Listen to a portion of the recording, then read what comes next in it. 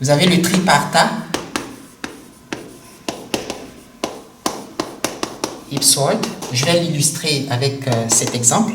Vous avez le tri rapide, quick sort, qui est aussi instable, etc.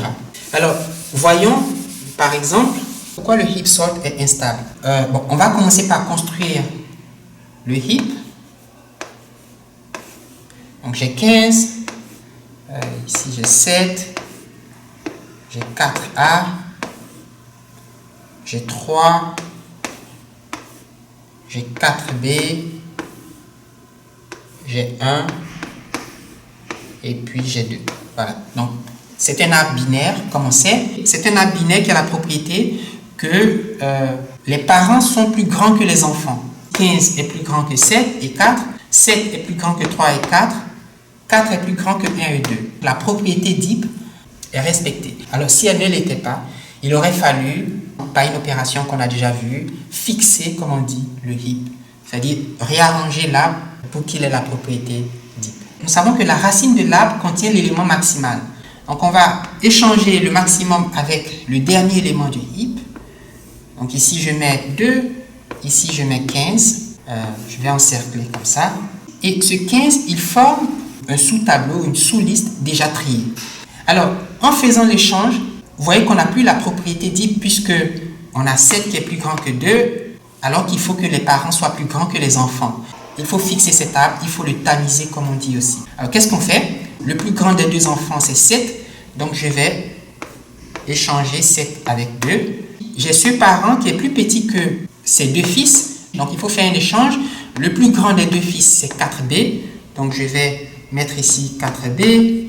Et puis, ici, je mets 2. Et on a maintenant la propriété d'heap. Alors, je vais mettre un tableau pour mettre les éléments qui ont déjà été triés.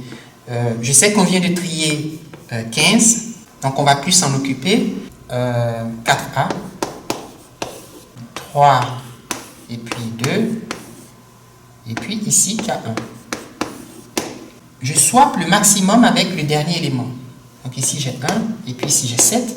Et c'est la fin de cet élément qui est ajouté au tableau déjà trié. Si je le fais ici, ça veut dire changer 1 avec 7. Ce faisant, je détruis la propriété d'heap puisque je vois qu'un parent est plus petit que ses enfants. Donc il faut arranger là. Les deux enfants sont des clés équivalentes.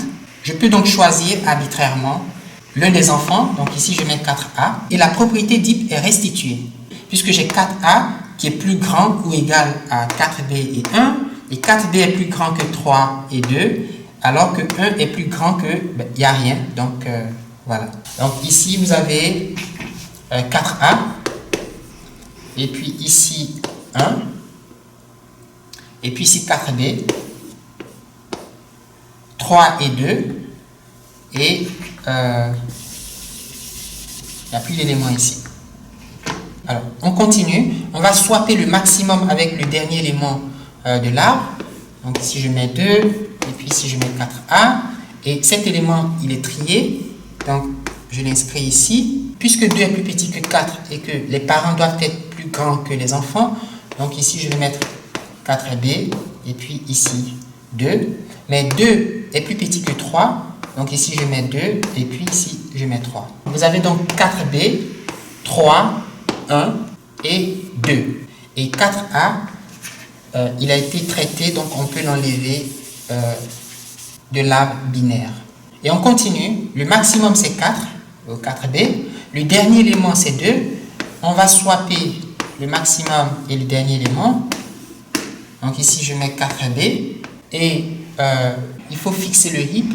Ce père est plus petit que son fils, donc ici on va mettre 2, et puis ici on va mettre 3, et on va enlever l'élément 4B puisqu'il a été déjà traité. Et donc il nous reste le heap suivant, 3, 2, et puis 1. 3, 2, et 1. Le maximum c'est 3, le dernier élément c'est 1, donc je vais swapper 1 et 3, et puis ici je mets 3. Et il faut fixer le heap. Alors, fixer le heap, ça veut dire mettre le maximum, changer le plus grand contre le plus petit. Donc ici, on a 2 et 1. Donc vous avez maintenant un heap qui dit 2 ici et puis 1 ici. Bien, on va les échanger. Maximum, remplacer le maximum par le dernier élément et le dernier élément par le maximum. Donc vous avez ici 2, donc ça c'est 2, et puis ici vous avez 1, et puis vous supprimez. Et voilà. Mais regardez les positions relatives des clés équivalentes. L'élément 4A avait une position inférieure, avait un rang inférieur à l'élément 4B dans le tableau initial. Et dans le tableau final, que je vais appeler B, la position de 4A est devenue supérieure à la position de 4B. Parce que 4A, il a la position 1, 2, 3, 4, 5. Donc, il a la position 5 alors que 4B a la position 4. Et 5 est plus grand que 4 alors qu'ici, sa position c'était 3 et lui sa position c'était 5. Mais lui, il avait une position plus grande. Dans ce sens, nous disons que l'algorithme du tripartat est instable. Il est instable parce qu'il n'est pas capable de conserver les positions relatives de clés équivalentes dans le tableau initial.